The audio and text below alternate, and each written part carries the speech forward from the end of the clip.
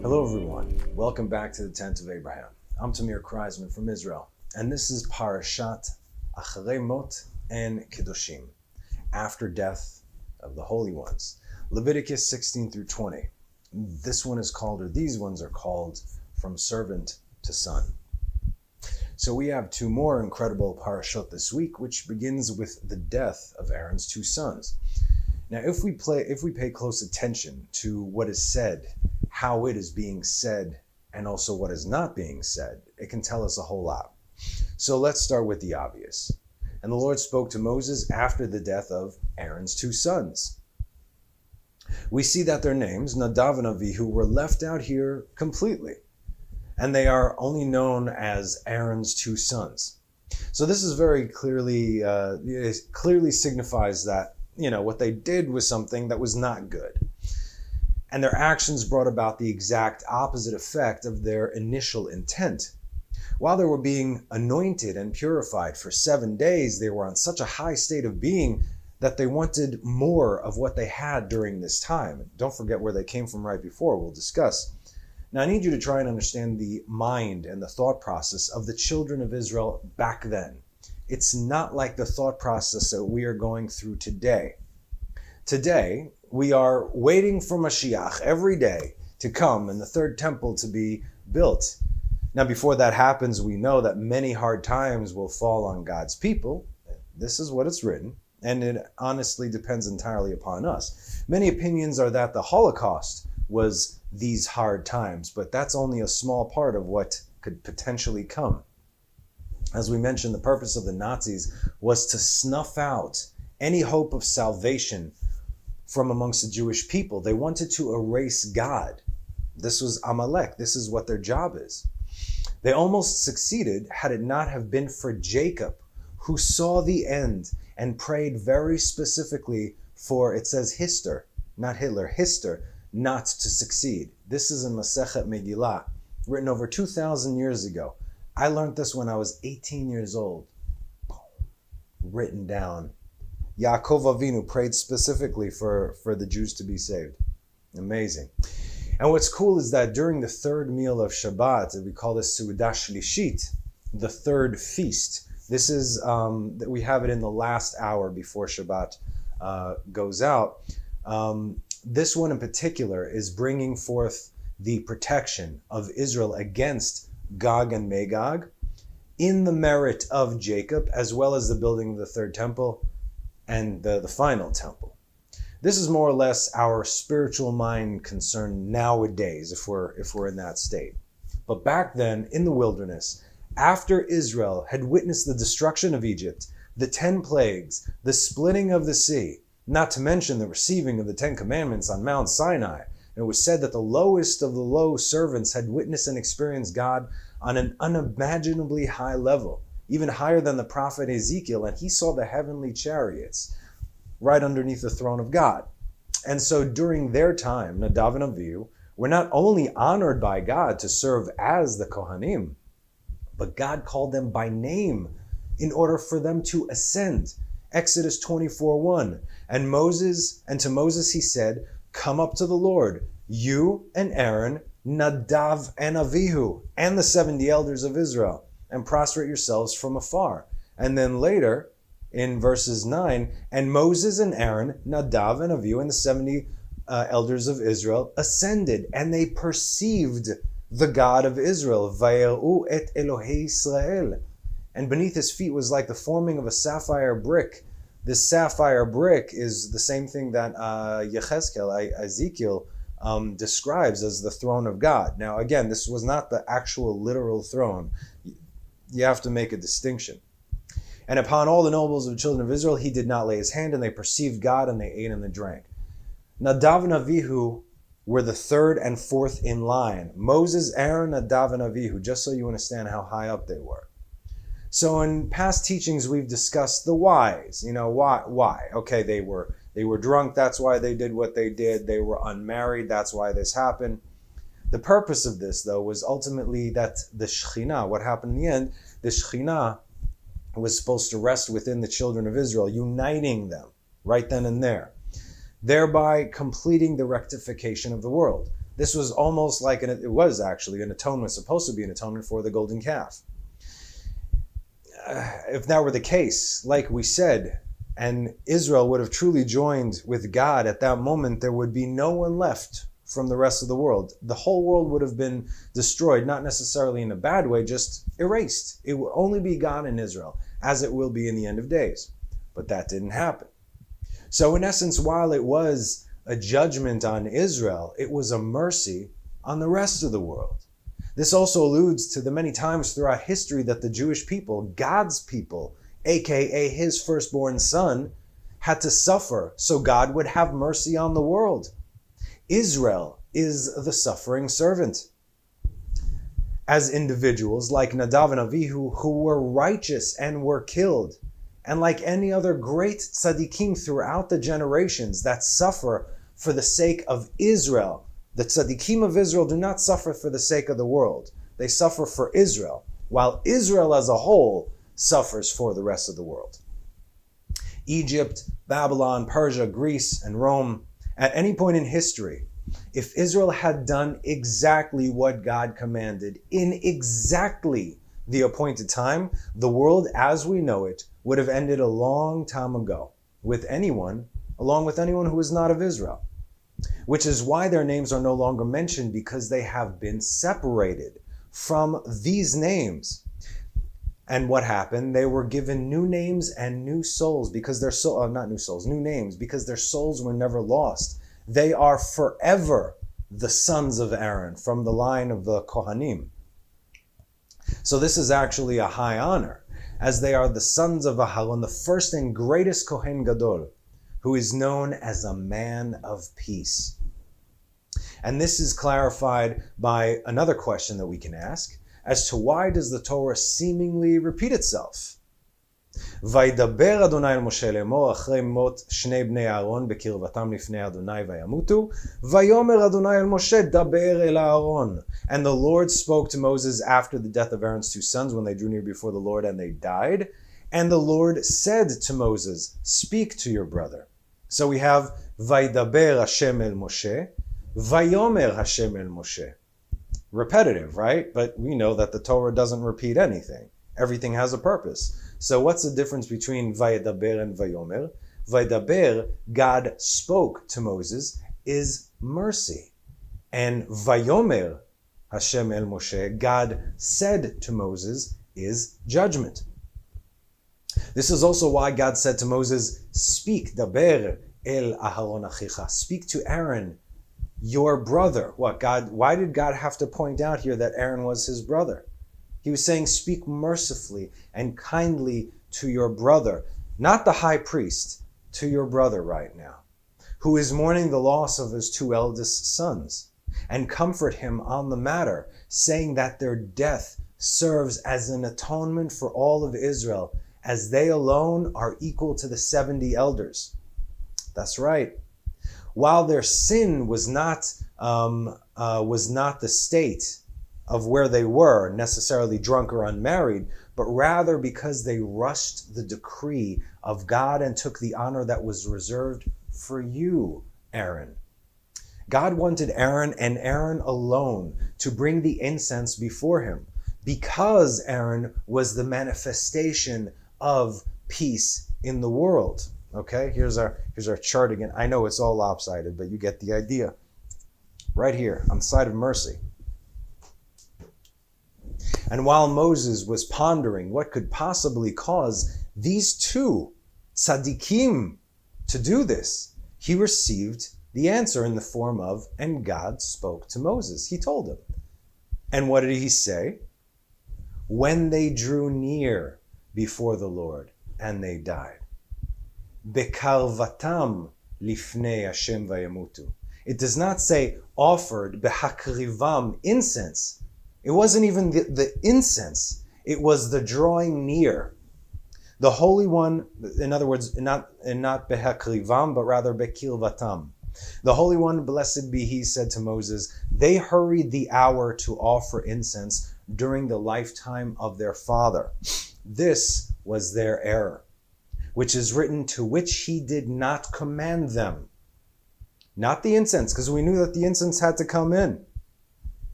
It was their desire to rush things and take the honor away from their father. They didn't even mean to take it away from their father. They just wanted God's salvation in the world. They wanted to bring about the time of the end. Not the end in doomsday end, but the end where we're finally united with our Heavenly Father. This is what they wanted. You can't blame them for that. Each and every one of us want this all the time. Patience, though. There is God's timing. This is the thing. And so, if the sons of Aaron, who could bring such a punishment upon themselves for taking that which was holy, yet not given to them, and rush it before the allotted time, what does that mean for us in the world today? God assigned specifically positions, stations, and times for each and every one of us individually. You have a different job than the person sitting right next to you right now. For Jews and for Gentiles, we are both necessary.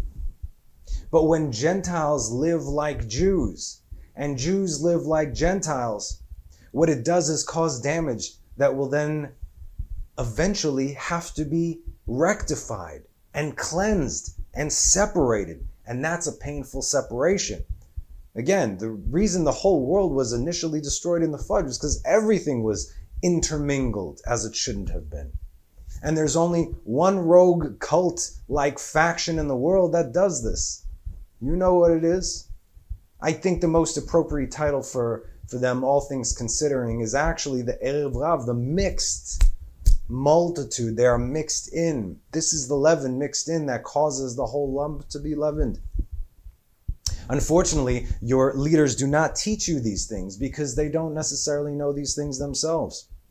Plus, why would the Erev Rav teach you about the Erev Rav, right? As far as they're concerned, the Jews are the bad guys. So everything that you think that you are working towards with all your heart, again, you guys are good. I got no beef with you. It's the establishment, it's the authority that leads you astray. That's who my beef is with. What you are trying to work towards, you are actually doing the polar opposite. You're trying to bring about goodness. You're bringing about destruction. But it's not your fault. But you got to open your eyes. There's a whole mishmash of things going on. Why do you think that we had Tazria and Metzorah in between the death of Aaron's sons and even the mention of them, right? Shouldn't we have just read Achrei Mot after Shmini? There's an order. What? God knows your heart? Sure. He knew Nadav and Avihu's heart. And let me tell you, their hearts were pure. They were called tzaddikim of the highest order. But they just wanted to do something that God commanded. Sure. But He didn't command them to do that. And that's called disobedience. Do you do things that God did not command you to do where you are currently standing? Your heart being in the right place has nothing to do with the will of God. I'm going to say that again for the people in the back. Your heart being in the right place has nothing to do with the will of God. Follow the way of God. Then your heart will be fixed. Remember, it's obedience. If your heart truly is in the right place, then prove it by your obedience to God. So while the Gentiles are judged for doing that which they are not supposed to do, like taking the Torah and claiming it and erasing half of it and switching it around, thereby causing a greater divide between the Jews and the lost tribes who are mixed up in the Gentiles. The Jews are being judged for not doing what we are supposed to do, which is to understand where our brothers are lost and welcome them home according to the word of God. Because there are many Gentiles amongst many of the lost tribes amongst the Gentiles. And everybody needs to come together. This cannot happen unless all the lost tribes come home and all of Judah accepts them. And since your people are not providing proper education on this matter, which again, it's almost, I say, hard to blame them, because ignorance is not excusable. They're blind, leading the blind. And so again, with all due respect to the best of intentions, stop worshiping them. The only people who can teach you these things are Judah, and we have let you down. I am sorry to say. But just because someone's a Jew, it doesn't make them pure of heart or qualified either. It's entirely on you to make this discernment and to not be deceived. You, yourself, that's it. They'll get what's coming to them, but this is on you. But that time has come, and permission has finally been given. These are not normal times. These are times of the end, because this goes much deeper than you can imagine. How can we know? You're right, you must be asking yourself, how can we know if we're on the right path? How do we know where we stand? How do we know who to trust? Great questions, very simple answers. How can we know if we are on the right path? We seek the truth, unfiltered, unattained, unbiased, right? How do we know where we stand? We take a good, hard look in the mirror and we be very real with ourselves. This is called humility. And how do we know who to trust? It is very simple. God. Only God. Always God. Only God. Those of you who have spoken to me, there have been quite a few, warms my heart, for real. You've actually moved and changed your lives. You see it, I see it. Your surroundings see it. You are not the same person that you were. And you know who you are. You did this alone. Even with people around you, this is your walk. Without listening to anyone. Sure, people speak, but you make your own choices. No one can lead you into this. People can advise. You can ask. There's nothing wrong with that. But this is your individual walk. It is not dependent upon anybody else. And when you were in your darkest moments, lonely and alone, with no one around you to either sway or give their opinion, with no one for you to lean on as a crutch, what happened? You had an awakening, didn't you? And this is what all those who have gone through this process have in common. When you search for God with all your heart, and you are ready and willing to give up everything, that's when you can clearly see. That's when the blinders are lifted off of your eyes. And like magic, all of a sudden the path becomes clear. Like, oh, yeah, there it is. No one can point it out, even if they do. I'm trying to point it out to you every week and you don't see it. I'm only a tool here. Help me help you, right? Come and let us return to the Lord. For he has torn and he shall heal us. He smites and he will bind us up. He will revive us from the 2 days. And on the 3rd day he will set us up and we will live before him. And let us strive to know the Lord like the dawn whose going forth is sure. And he will come to us like rain, like the latter rain, which satisfies the earth. Hosea chapter 6. And the latter rain, my dear friends, is what will raise the dead. But if you don't know God, while you're still alive, if you don't make that effort to seek out the truth, not according to man, but according to God, whilst you are but reading the Torah, not studying the Torah, reading the Bible, right? Following false teachers, then that rain is not for you. There's only one way, and this way is being pronounced on high as a plea, as a warning, as a sign of eternal love. Chapter 19. Kedoshim, the holy ones. And the Lord spoke to Moses, saying, speak to the entire congregation of the children of Israel and say to them, you shall be holy. That's a statement. For I, the Lord your God, am holy. But this love, which cannot be found in this reality, cannot be aroused before its time. But the time is coming, my friends, and we must prepare the way for the King. I adjure you, O daughters of Jerusalem, by the gazelles or by the hens of the field, that you neither awaken nor arouse the love while it is desirous. There's a time, Song of Songs 2:7. We all want this love to come, just like Nadav and Avihu. But it is not for us to arouse it, only to prepare for it. And in order to do what we must, we have to know who we are and where we stand, so you can do your job and I can do my job. Because if I'm doing your job, something is broken. We must be holy, for the Lord our God is holy.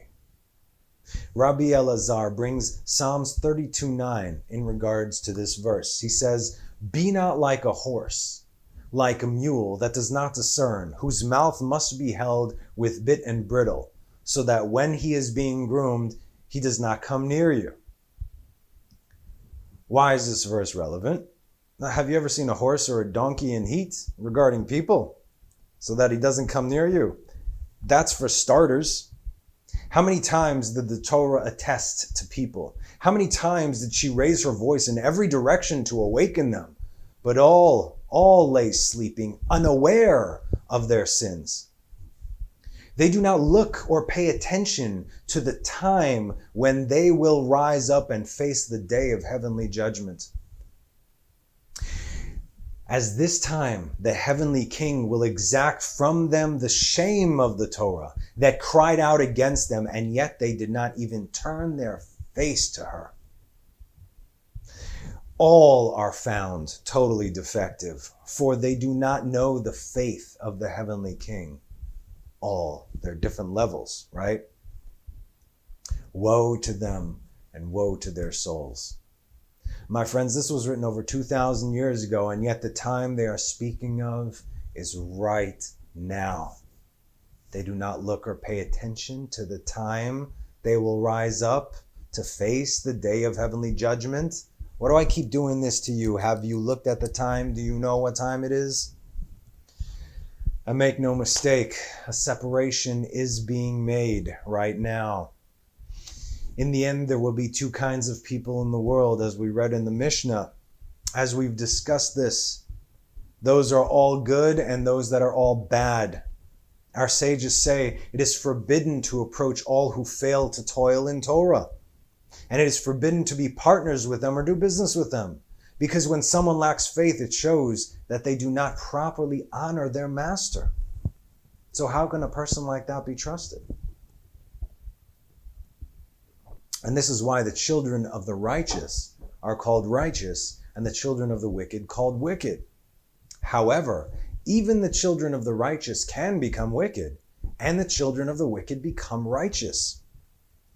Some of what we discussed last week, we'll be discussing this week in greater depth. You'll notice it's like layers upon layers moving forward, right? You have a little bit from the last teachings, overlapping, and then coming on to the new teachings. You see how this whole thing is connected. And it's funny, the more we learn Leviticus, the better we understand Genesis, right? And the creation of all things. Okay. Our sages say that woe be to the evildoers who are brazen and act with insolence, specifically at times of, what did we discuss last year? Intercourse. For this reason, their offspring acquire a brazen soul from the side of defilement, as it is written in Leviticus 11:43, and you shall not defile yourselves, the children of Israel, with them, that you should become unclean through them. This is not only necessarily about the abominable, creepy, crawly creeps, okay, that it says, with them as well, because they are equivalent to them. For he who seeks to become unclean will be made unclean, Seek and ye shall find. Yeah, that goes both ways for whatever it is that you want.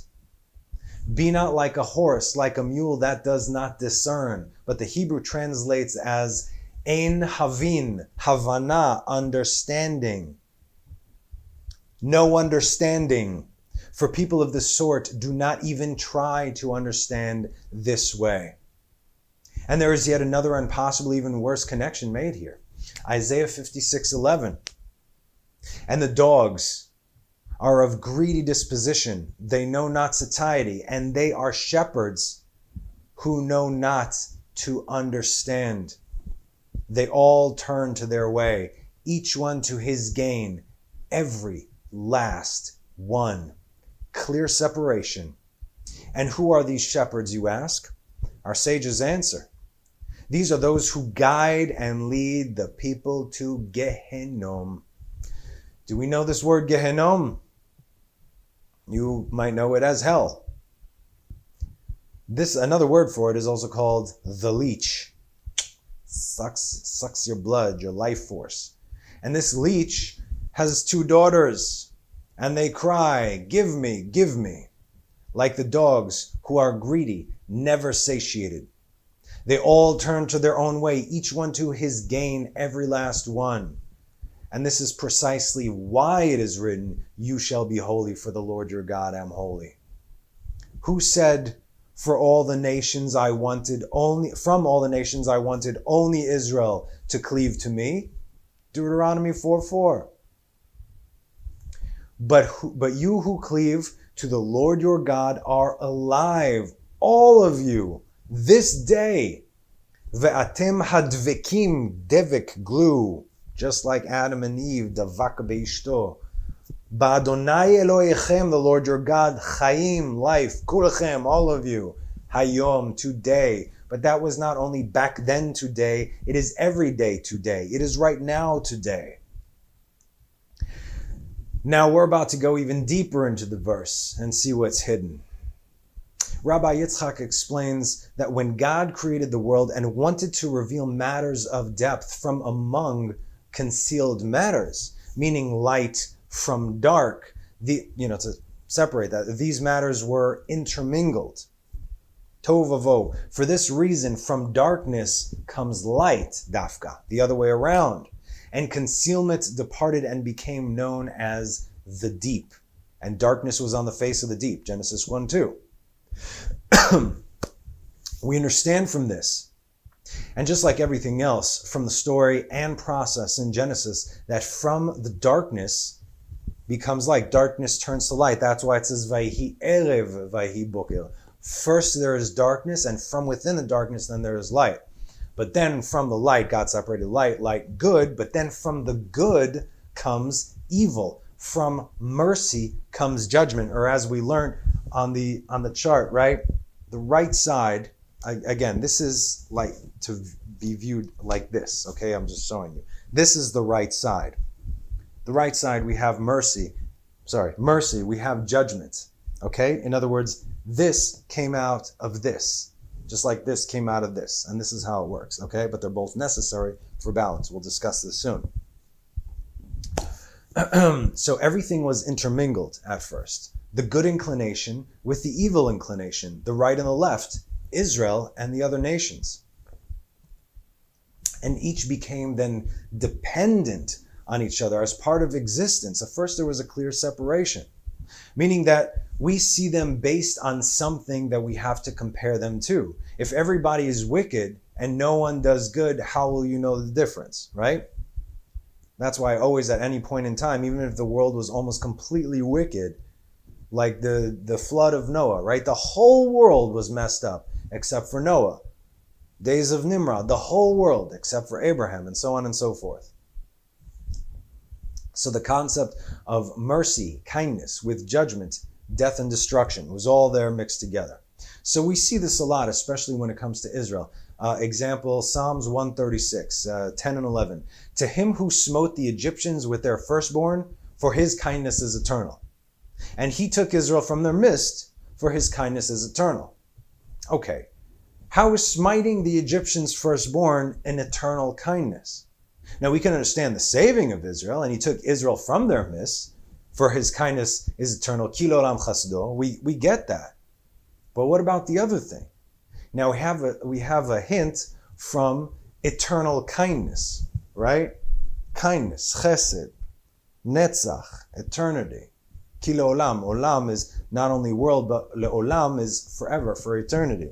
In other words, we already know what we're looking at over here. This is the side of mercy. So God just mentioned acts of mercy and acts of destruction within mercy. Here's another verse. With a strong hand and with an outstretched arm, for his kindness is eternal. This is the next verse, verse 12. Biyad chazaka ubizroa netuya. Sorry, yad chazaka uzroa netuya ki l'olam chasdo. A strong hand, right? So what is the right side? Here's the right side. Chesed is the right hand. This represents the right hand, the right leg, okay?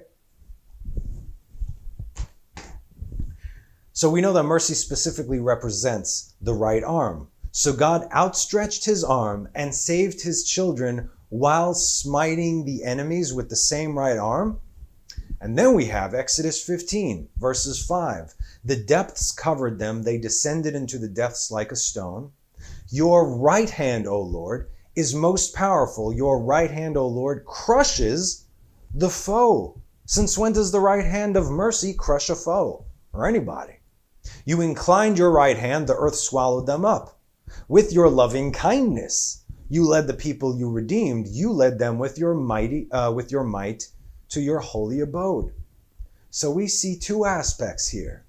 Clear judgment towards the enemies of God, and we see his firstborn son Israel. But within that judgment, God was able to separate and secure Israel with his loving kindness and mercy. And they both need each other for perfect balance, because without this balance, our sages say, the earth would not be able to stand even for a moment. So we have the confusion, the intermingling, the good with the bad. And by the way, I hope you understand that I'm speaking of things written over 2,000 years ago is relevant and necessary for our time. Everything is relevant for the right here and the right now. This was not only then. This was then for now. Just like Az Yashil Moshe. Then Moses will sing. When is then? Then we're coming about that time. The cults that are not quite Christian, not quite Jews, but kind of bit of both. The Erev Rav. Again, do we see how everything is mixed up over there? There's a little bit of this, there's a little bit of that, but really they belong nowhere. Okay? Now I've been telling you guys this for a while, and many of you have gotten very upset, perhaps because you yourselves are there, but that's okay. I was there too. We all get out. But if you're still with me, then rejoice. You're like, well, what do I do if I'm there? Okay. Our sages are about to tell us exactly how to become holy, that which your teachers are not teaching you. So we've been reading over the past few weeks about sacrifices and holy and unholy foods to eat, right? I hope we're learning from that and we're putting these things into practice into our lives. Even one step at a time. It's okay. This is really where God knows your heart. If you're walking in the right direction and doing it in truth, following his clear word, you're okay. You are in the process of. So now all this stuff is written in the Torah. And so, of course, it should not be discarded. However, we are not able to give sacrifices today, right? There's no temple. We can certainly have full control over what we put in our bodies. So that's not even a question, even though it might be a struggle to some people, but it's okay. It's something that God put in front of us for us to overcome. But if the Torah gives us so much details about the sacrifices, and yet we have no way of performing them properly, according to the perfect will and instruction of God, what are we supposed to do? I mean, we're everyday people. You know, we know that God knows and knew that the temple would be destroyed. And so, as always, we do the best we can. But this is the best we can. I'm looking at myself in the mirror and saying, am I really doing the best I can? Do I know what is right? And if there is a doubt, am I seeking that out? And even if there's no doubt, just to make sure that this is God's perfect will, am I checking myself before I am wrecking myself? Our sages bring a very beautiful and comforting answer. 1 Samuel chapter 3. And I have told him that I am about to execute judgment upon his household forever. This is when God spoke to Samuel regarding Eli, his mentor. For the iniquity of the matter that he knew that his sons were bringing disgrace upon themselves, and he did not rebuke them. If you see someone doing wrong, and you do not stop them or say anything, guess what? It's on your head too. And therefore I have sworn to the house of Eli that the iniquity of the house of Eli shall not be purged by sacrifice or by offering forever. What? But I thought we could bring sacrifices and everything's good. Almost like a, forgive me, Father, for I have sinned. It has been 2 months since my last confession. What'd you do? I killed a bunch of people, stole a few this, did a whole couple Hail Marys and Our Fathers, and you're good to go, my son. Thanks, Father. Okay, the sacrifices are meaningless if you yourself are unchanged. Atonement does not come through sacrifices, but only through words of Torah, as the words of Torah are superior to all the sacrifices. First of all, the sacrifices are mentioned in the Torah, and second of all, even in the order that is given, Leviticus 7:37, Zot haTorah la'olah, la'mincha, ve'lachatat, ve'la'asham, u'lamiluim, u'lezevach hashlamim.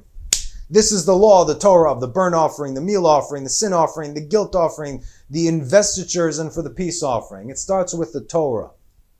The Torah is what truly changes a man from the inside out. You think you can be evil and disobedient, offer a sacrifice, and go on with your life? Come on. If we look at it this way, we understand that unfortunately the destruction of the temple was necessary in order to refine our souls. So the sacrifices would actually mean something. Or as we've learned from David himself in Psalms 51, we've learned this plenty of times. For you do not wish a sacrifice, or I would give it. You do not desire a burnt offering. Now usually the other side, that's where they take it. See, God doesn't want sacrifices. Oh, and you take things out of context, but what does it continue? The sacrifices of God are a broken spirit. Oh God, you will not despise a broken and crushed heart. With your will do good to build the walls of Zion in Jerusalem. Then, here, it's a process. First you need a humble and contrite heart, a broken spirit. Humility. I sinned, forgive me, I am changing my life, my ways, and my walk. Then will you desire sacrifices of righteousness. Oh no, it doesn't end there. A burnt offering and a whole offering. Then they will offer up bulls on your altar. Right? We discussed this. Actual literal sacrifices with the animals, because even they serve a purpose. But first we have to offer ourselves, and then once we are clean, then God will accept our sacrifice. Otherwise, you basically just killed an animal for nothing. Anyway, so first we need to work on ourselves from the inside. Once that happens as a nation, then God will build the walls of the true Jerusalem from on high, and then we will offer the sacrifices according to God's perfect will. You see, nothing is discouraged or ignored. God's every word will not return void. But we have to understand the process in order to get there. We are currently in the final stages of doing all this ourselves on the inside, so God will then do it all for us on the outside. If you think for one moment that you actually have control over your environment or over the world or anything that happens, you're living in a fantasy land. You only have control over your inner self. That is it. That's it. Whatever God puts you in is where you are supposed to be. How you are handling it, that's what He let you do. And so what is our way to become pure and holy, my friends? It is to study Torah. Since the function of Torah is to purify the unclean, as we are literally being healed in the process from the neshama on high to the nefesh down here, from the spiritual to the physical. Proverbs 3, my son, forget not my instruction, and may your heart keep my commandments. Thank you, God. Okay, I'll listen. For they shall add length of days and years of life and peace to you. Length of days. Why length of days? Because the longer you live, the more Torah you can study, the more mitzvot you can fulfill, the more you can rectify the world. Kindness and truth shall not leave you. Bind them upon your neck. Inscribe them upon the tablet of your heart. And find favor and good understanding in the sight of God and man.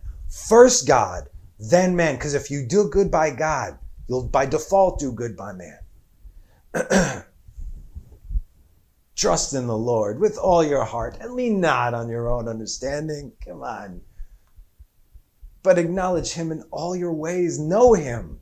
Bechol darkecha da'ehu, know him in all your ways. V'hu yeyasher orchotecha, he will make your paths straight. Do not be wise in your own sight. Fear the Lord and turn away from evil. It shall be healing for your navel and a marrow for your bones. This is our healing, and it is a constant. It never changes. It never changed. Only we change. Fear the Lord and turn away from evil. How would we know what is evil lest God told us what it is? Now we have no excuse, do we? This is why you listen to God and not to man. I tell you, I don't exclude myself from being man or another teacher. Why should you listen to me and not anybody else? You check me and double check me. And if I say something that does not stand right according to the word of God and according to the studies of our sages, tell me, show me. I want to be better constantly. Don't say I disagree. Great, I disagree with you, but I don't shout it out. Come on. So fear the Lord means revering his word. He gave us his word. He didn't give it more to me than he did to you.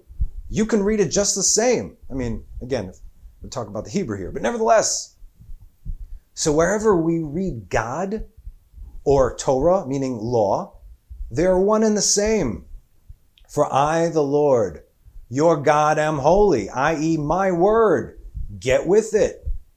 The sages say that Torah is holiness and sanctity that surpasses all types of holiness because it is within the supernal wisdom, i.e. Abba.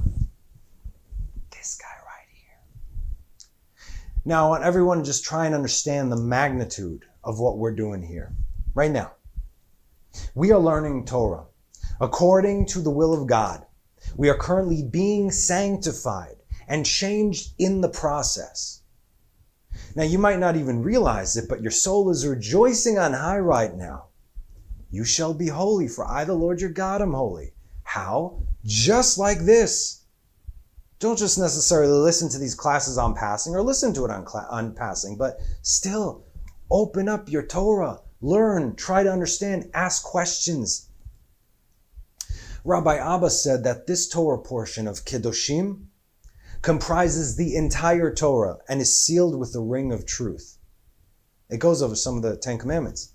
In this portion here, we see some new supernal secrets within the Ten Commandments themselves.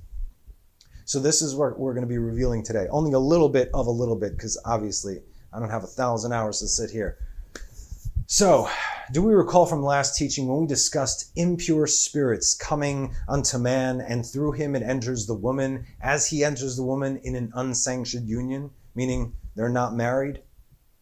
So now we're going to talk about what's going on while they are married and even fine-tune that a bit. Are we familiar with the midnight hour? It holds much power. Every night at midnight, King David would wake and pray, study Torah, and write his Tehillim, as the Psalms, as a result. There is a Holy Spirit about the world during that hour that transmits a higher substance.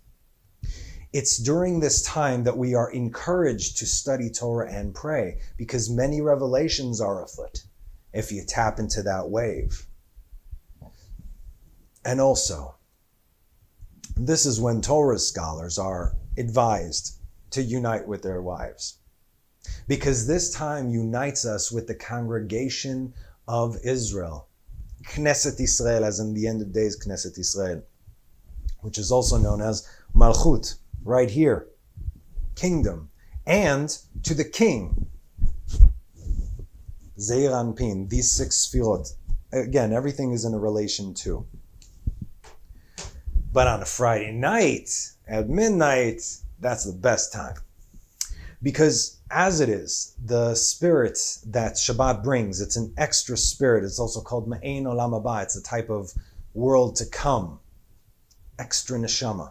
This is not to say that husband and wife should not unite during the other days of the week, during the permissible times, of course. We're just speaking of the extra holiness on Friday night when it comes to producing offspring. Here's what comes next. We talked about all that, right? Okay. Because what is the purpose of all this meticulousness? Our children, who are our pride, our legacy, they are literally our fruit. But look out now, the fruit are almost ripe for the picking. So we grab onto this holiness and create something new out of holiness itself. But not so fast, fellas. We got plenty of deeds to do before we do the deed. The way a man sanctifies himself, okay, in many ways, but one of the primary ways for a Jewish man to do this is by putting on tefillin. You know what tefillin is. If not, Google it. While the head represents the Zeir Anpin, okay, and the arm represents Malchut, kingdom, and the straps that come down on either side, they represent the shefa, the abundance that flows from here to here, the goodness that pours down from it. So when a Jewish man adorns himself with the tefillin and is perfected in his own right and covers himself with the talit, with the prayer shawl, you call it, he is then on his way to being called one, echad, as he joins himself with the congregation of Israel, Malchut, kingdom, and thereby enabling him to connect with the king, Zeir Anpin. Only once we do what we are supposed to do, called to do perfectly, down here at the bottom, can we even hope to connect to the next level. Most people think they're connected all the way up to the top, when even on the bottom they're not doing. So in other words, that should tell you they're not connected to anything. Or maybe they are, but it's the other side. Don't go there. God, as we know, is one. He is known as one. He's one. And when his sons perfect themselves, they too become one. So now, how does man actually become one? When is a person called one? At the time when there is male and female, and he sanctifies himself with supernal holiness and strive to be Kedoshim, holy ones. Come and behold, say our sages, when a person is one with union, male and female, and aims to sanctify himself properly, then he is perfect and is considered one without defect. And where's the first time that we actually see God calling a person one? In Genesis. Therefore, a man shall leave his father and his mother and cleave, davak, same thing, dvakim ba'Hashem, to be glued to God, just like a man is supposed to be glued to his wife, and they shall become one flesh. Vehayu lebasar echad. One. This is when man is called one. When he is united, cleaved with his wife. In other words, also spiritually speaking, but also physically speaking. And we can deduce from this that without a woman, man is imperfect, incomplete, not only spiritually, but physically as well. He is half a soul and half a body. Now you're going to love this. Our sages say that for this reason, man must bring joy to his wife at the time, to prepare her with him with one desire. Both should ready themselves to that matter. And when both are together, then everything is one in body and soul. Then they join together, male and female. They become a complete one. Just like God originally created and decreed back in the Garden of Eden, kids. And when man is one, then the Holy One, blessed be He, dwells in one and deposits a Holy Spirit that is also called one. And that Holy Spirit becomes the child. These children that were born through the separation of sanctification of male and female, and then in this perfection of the two that are now one, are called the children of the Holy One, blessed be He. They are God's children.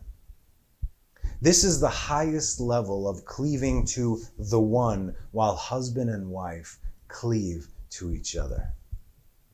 You like that? Click that like, share, and subscribe button if you got the warm and fuzzies. And also do it if you didn't get the warm and fuzzies.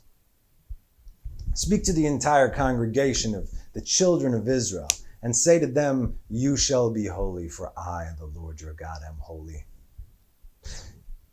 We get it? I'd like to think that we do. Now that we do, I hope that we do, this is the highest connection to God. What comes next? Naturally, right? Now, let's talk about what comes out, right? Next verse, verse 3, the kids. Every man shall fear his mother and his father, and you shall observe my Sabbaths. I am the Lord your God. Okay. Now, if this sounds familiar, that's because it is, but slightly different. We read this in the Ten Commandments. And it seems to be a combination of the fourth and fifth commandments, but reversed and flipped. The Shabbat being the fourth. We could read this in Exodus 20, verse 8. Remember the Sabbath day to sanctify it. And it says a few other things. But Zechor et yom HaShabbat lekodsho. Sheshet yamim ta'avod v'asita kol melachtech, and so on. And then we have Exodus 20, verse 12, real quick. Kabed et avicha ve'et imecha. Honor your father and your mother. So in Exodus, we have remember the Shabbat and honor your father and mother. And here in Leviticus, we have fear your mother and your father and keep or guard my Sabbaths, plural. So just about everything seems out of whack. Or does it? Rabbi Yossi says that both commandments are actually one and the same. How could this be? Because one who has fear of his parents or reveres his parents keeps the Shabbat. Okay, great. Rabbi Yossi, would you care to break this down for us? Of course he would. Why then does the mother precede the father when it comes to the fear? Because the mother is powerless to instill fear like the father. And so we are commanded to fear our mother as we would our father. And just like in the Ten Commandments, the father is the one who preceded the mother when it comes to honor. Honor thy father and thy mother, because we tend to honor our mothers more so than our fathers, simply due to the fact that we spend more time with them. They raise us directly. They're pretty much our caretakers. So our brilliant sages bring the perfect example to emphasize this point from Genesis 2:4. How many times have we discussed this verse? So many times. You should know it by now. But it reads, these are the generations of the heavens and the earth when they were created on the day that the Lord God made earth and heaven. So at one point we see the heavens preceding the earth. And at another point we see the earth precedes the heavens in the same verse. What this shows us is that both the heavens and the earth were created together, and both are equal, necessary, and serve God's complete purpose. So what do we learn from all of this? We learn that both parents are exactly on equal plane, and we are to treat them as such. Each has their own function. So where does the Shabbat come in this verse? Or rather, Shabtotai, Sabbaths, plural. This indicates two Sabbaths. Sabbath day, Shabbat Yom, which represents the Zeir Anpin, the six Sefirot, male, father, and Shabbat evening, which represents Malchut, kingdom, female, mother. Remember and keep, honor and fear. See how that works? And what is the combination of all these things? Why is this verse written exactly how it is? When husband and wife, father and mother unite at midnight on Friday night, Shabbat day, This is the unification of heaven and earth. And that's probably how you want to make some babies. Now just notice how the Torah works. I said we're discussing the children, the sons, right? The mitzvah for the son to perform came before the son was even born. That's how the Torah works. And this shows us that everything has a purpose and a function. And everything can and should be elevated for the holy purposes of God.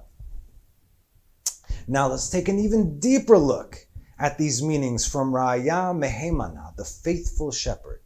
These are hidden texts within hidden texts, and they are directly linked to Moses, who is the faithful shepherd. And it says, "You shall revere every man his mother and father and keep my Shabbatot."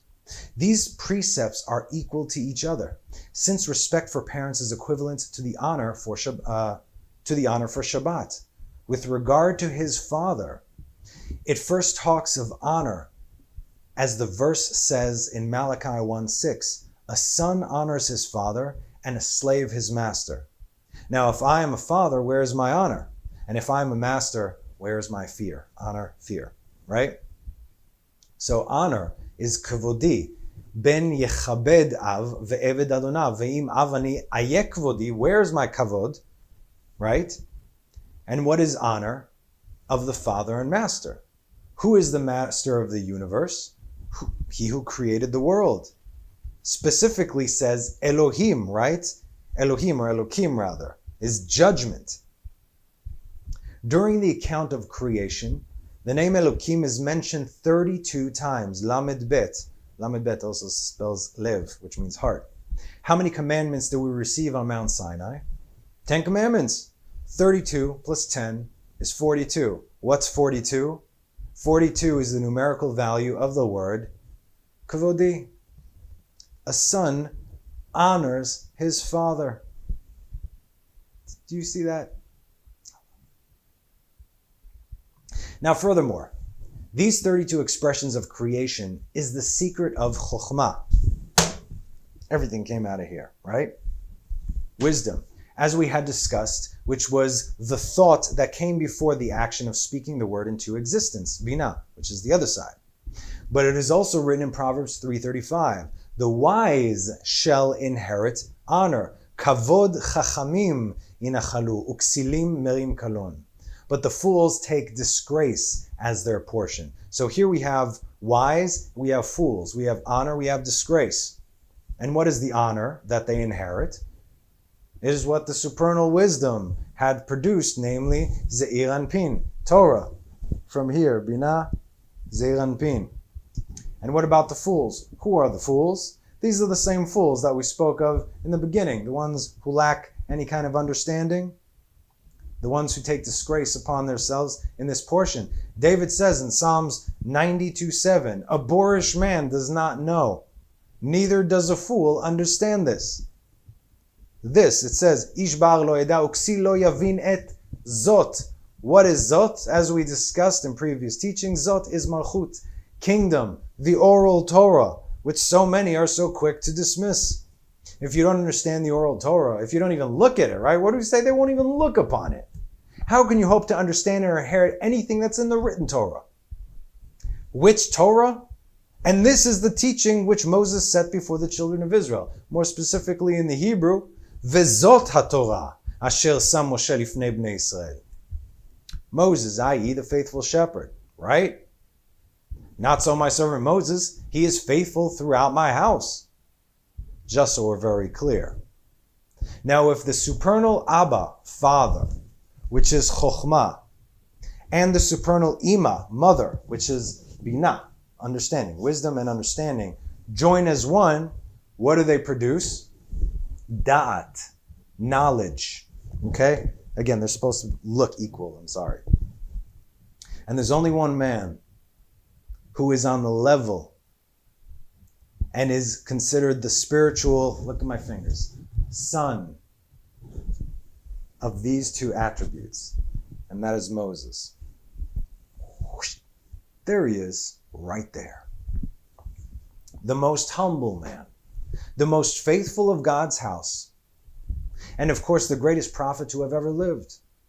So back to the son and the servant from Malachi 1:6. A son honors a father and a slave his master. Now if I am a father, where's my honor? And if I am a master, where is my fear? These are two different individuals, and these are two different types of honoring. The son honors his father because he must, and the servant honors his master because he gets paid to do so. Now let's make a very clear distinction here. When a servant disobeys his master will simply throw him out and get another servant. They are replaceable. Not so when it comes to a son. What happens to the rebellious son? Deuteronomy 21. If a man has a wayward and rebellious son who does not obey his father, it is, by the way, said that this never happens in our world, but this is between God and Israel. Okay, please understand this. Who does not obey his father and his mother, and they chasten him, and he still does not listen to them. His father and his mother shall take hold of him, bring him out to the elders of the city, the Beit Din, and the gate of his place, and they shall say to the elders of the city. See, this is clearly God giving man the authority. This son of ours is wayward and rebellious. He does not obey us. He is glutton and a guzzler. And all the men of his city shall pelt him to death with stones, and he shall die. So shall you clear out the evil from among you. Evil from among you. And all Israel will listen and fear. As far as the son is concerned, he either complies and performs the father's command, or he is put to death. No two ways about it. Now, I hope you understand this on a multitude of levels, yes? Rabbi Shimon then asked the faithful shepherd, what caused the son to disobey his father's command, even though he was the son? He grew up in the father's house. He answered, surely the mixture of evil within him, mixed multitude. This is what caused Israel to sin before their Father in heaven. Of it is written in Psalms 106:35, and they mingled with the nations and learned their deeds. This caused the slaying of Israel, God's firstborn son, and the destruction of the temple. And for this reason, we do not accept converts in the days of Messiah. I'm reading this. These are not my words, okay? But this is true, because when Messiah comes, you'd be like, oh, we want to be on your team now. It's too late. And for this it is written in Deuteronomy 32:12. So the Lord guided them alone. Hear me now. The Lord guided them alone, and there was no alien deity with him. Adonai badad yenachenu ve'en imo el nechar. People, it isn't what you think it is. Come and learn. Israel stems from the tree of life, and there is a good and bad servant. The good servant stems from the part of Metatron. We know Metatron, I hope so maybe, since he is a loyal servant to his master. But the bad servant stems from the Samech Mem, he who we will probably no longer be mentioning, but we can call him Sammy for the time being. Who are you? A servant or a son? You could be both. They come from different places. Ultimately, they end up in the same place, though. Maybe. Are you obedient for the sake of reward or for the sake of honoring your father? How do we learn that we honor our father? Torah, baby. Torah. It's all here. It's right in front of you. Every week we have a parsha, and everything stems from that. The Mishnah, the Talmud, Kabbalah. But the base, the foundation, it's always the 5 books of Moses. Do not get distracted from your studies right now. I know things are crazy outside, but please stay focused on the task at hand and keep your eyes on God and his people Israel as always a great indicator as far as what's going to happen in the world, but especially in this coming year. And I'm about to tell you why. Today is Yom Ha'atzmaut. We celebrate the Independence Day of Israel. 72 years. We are entering now our 73rd year. Meaning this year Israel is 72 years independence. Now the reason this year and this time in our history is so significant, not to mention all the craziness currently in the world, is absolutely fascinating. So you know what I'm about to share with you, this is not my own stuff. I got it from a guy named Netanel Ellenson, but it's all in Hebrew. He got a video, the whole thing is in Hebrew, there's no translation either. So you wouldn't understand it, but I had to share it with you. I just heard it yesterday. Let me sum up what he said, because the whole thing, like I said, is in Hebrew. Since the history of the United Kingdom of Israel, Israel has never stood for more than 73 years. Now, what do I mean by this? The first time the independent and United Kingdom or State of Israel stood was during the times of King David. Then we have the Hashmonaim, story of Hanukkah, and then there's us today. Now, in the first two instances, the reason the kingdoms split, it was caused by an inside job, meaning there was a quarrel between brothers, mamash. It didn't come from the outside. Nothing ever does, unless it needs to. We don't want outside help. We really don't. But I'm not speaking of the exiles right now. They were given permission to take place because the kingdoms broke up. So the first man to unite the kingdoms in Israel was who? It was King David, who reigned for 33 years. And then his son Solomon for 40 years after him. That's 73.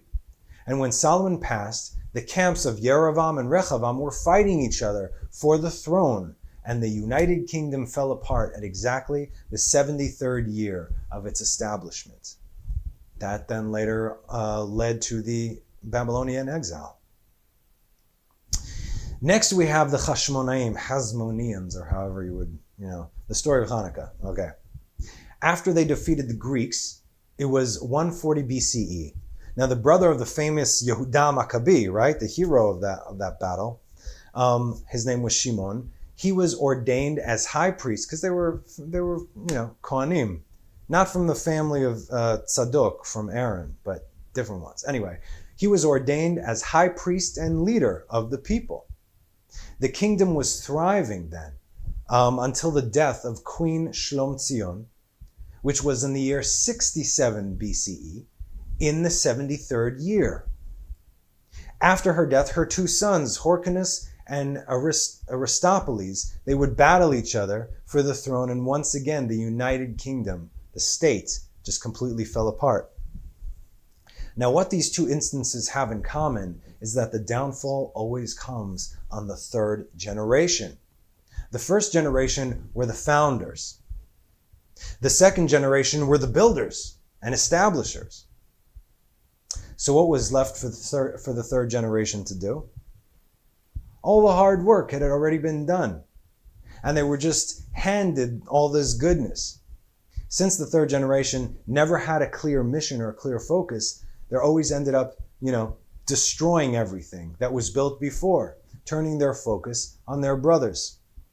Look, when we are pressed by the world don't care if you're secular or if you're Orthodox, how long or short your beard is, if you're Ashkenaz or if you're Sephardi.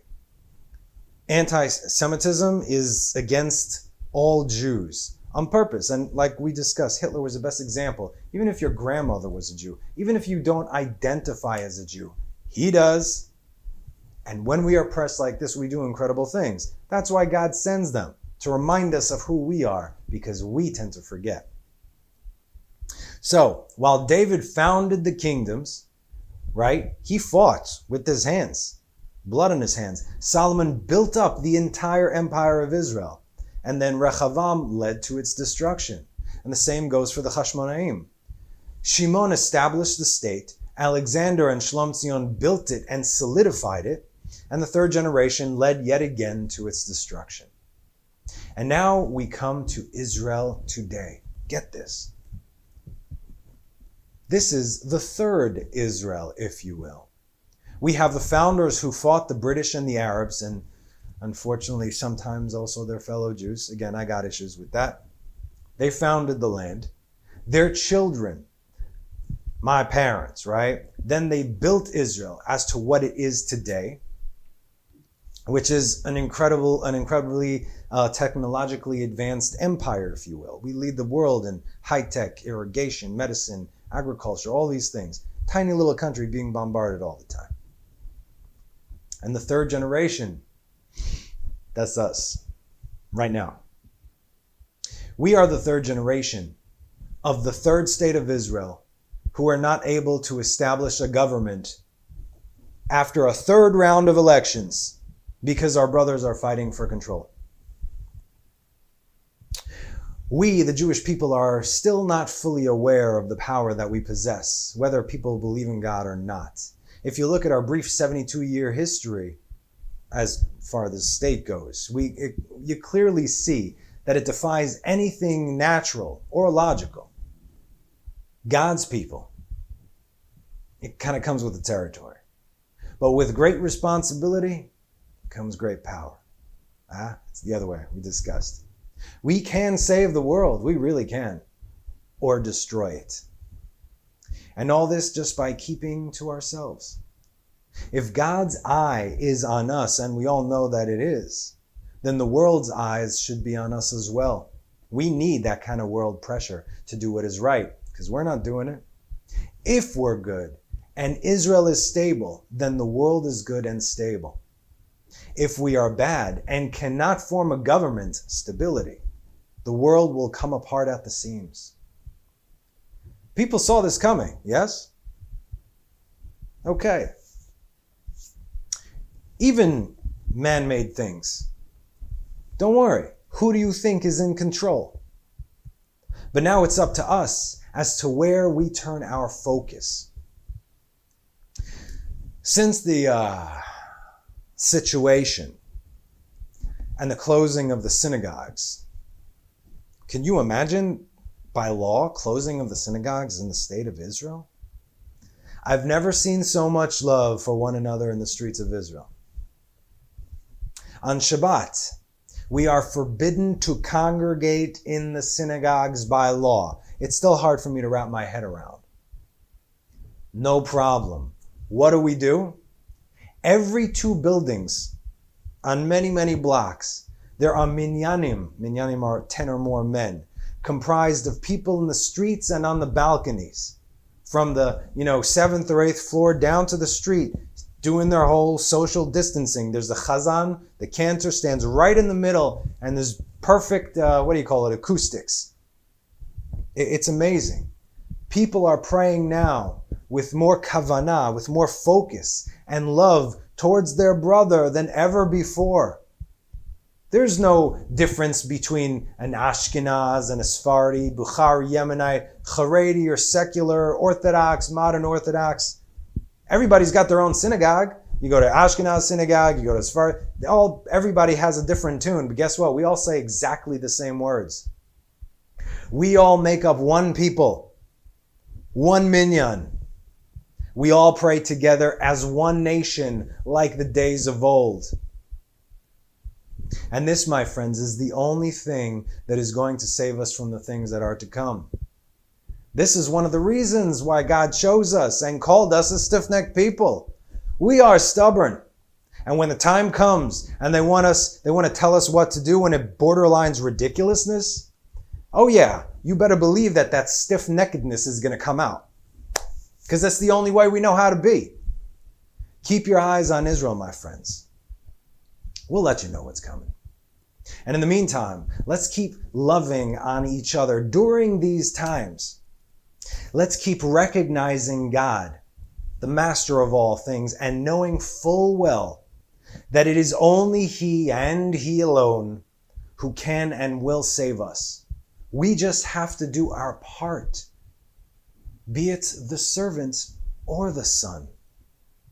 So study Torah, pray, break the bonds of idolatry, be kind, love, and take an example from our faithful shepherd, Moses, and have faith.